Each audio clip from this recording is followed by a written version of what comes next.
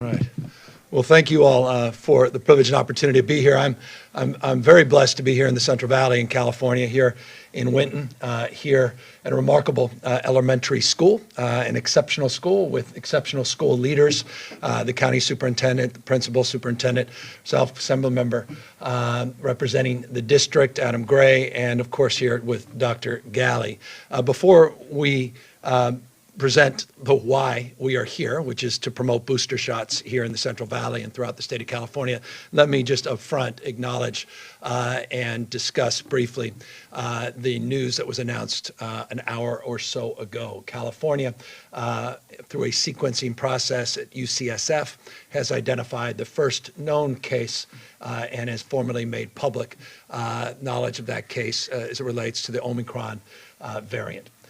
We know information has been presented already. We know that many of you are familiar broadly with that fact. I have no additional news to offer in terms of the specifics, except just to reinforce what Dr. Fauci and others have stated, and that is this individual who is a resident of San Francisco, was fully vaccinated, had recently been in South Africa, began their travels back into the United States on the 21st, landed on the 22nd, developed some symptoms a few days later around the 25th, got tested on the 28th. The test came back positive on the 29th. As soon as that test came back positive, that test through the testing company went to UCSF and was sequenced, and it was determined that this sequence was the variant that has obviously generated a lot of headlines. For some, a little bit of panic. The panic's gotten ahead of the information, but clearly is a variant that has generated appropriate amount of international attention as the World Health Organization and others have highlighted it. We will continue to work closely with our partners in the city and county of San Francisco, with our partners at UCSF. I'll remind people, it's not surprising in many respects that California is announcing the first case.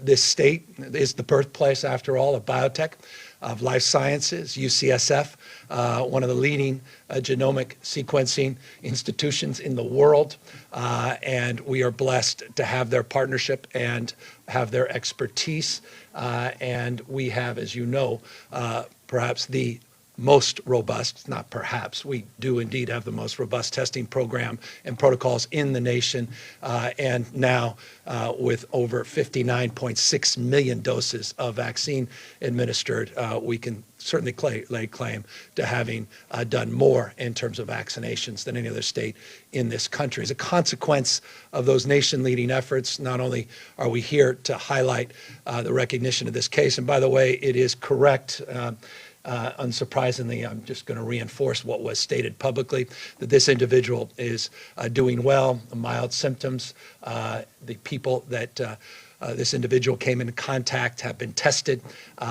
and we look forward to more information coming out as appropriate.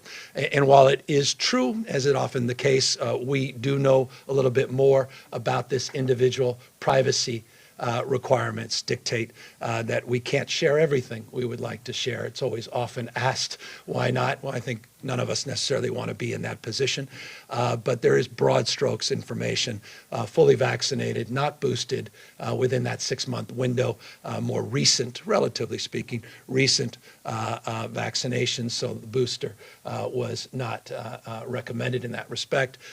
This individual has not been hospitalized. The individuals that this individual has come into contact with have not tested positive yet to our knowledge, and we are hopeful of full recovery and expect nothing less based upon what we've learned. Again, came into the state on the 22nd, mild symptoms on the 25th, tested on the 28th, 29th, came back positive.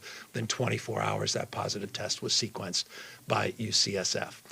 What is our message here in the state of California? Well, let's continue to do what we've done. Not only are we leading the nation in terms of administered doses of vaccine, 59.6 million, as I noted, but 92.1%. 92.1% of all Californians 18 and over have received at least one dose. We have seen close to 6 million doses of the booster shots being administered, 5.8 million as of this morning. We're here to highlight the importance, the imperative of sorts, of getting a booster as you're eligible after that 6 months and 2 months after the J&J shot. We're mindful of the issue around equity, and that's why I'm here in the Central Valley to highlight that and reinforce the importance of that, but also to highlight and reinforce the importance of getting that first vaccine shot as well. Millions and millions, we know north of 60 million Americans have not received that vaccine, life-saving vaccine.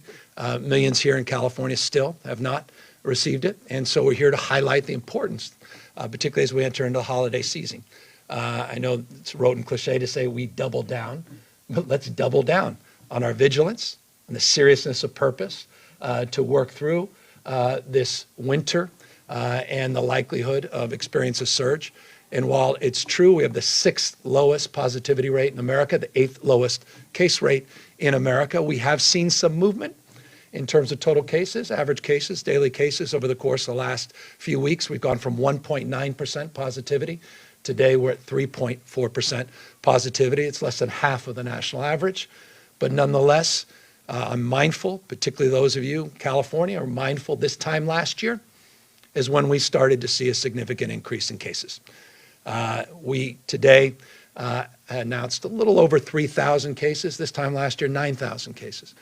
And so we are mindful of the experience we had last winter, mindful of the challenges that we confronted. And so this year, because of the good work that 40 million Californians have done in getting their vaccines and now promoting more and more boosters, the numbers are not as acute as last year. But again, we are just getting more information as it relates to the holidays, particularly Thanksgiving. In the next few days, we'll have a sense of what that Thanksgiving spread may have looked like. And I want to remind people, it's not just pharmaceutical interventions, meaning boosters. It's not just getting the vaccines. It's also using common sense. When you're in large indoor crowds and environments with a lot of strangers, people that have not been part of your cohort or group, to be mindful of the importance of non-pharmaceutical interventions like wearing face coverings, wearing masking, continuing to practice just common sense and hygiene. It's flu season as well, after all. And I want to encourage parents. I've got 4 young kids.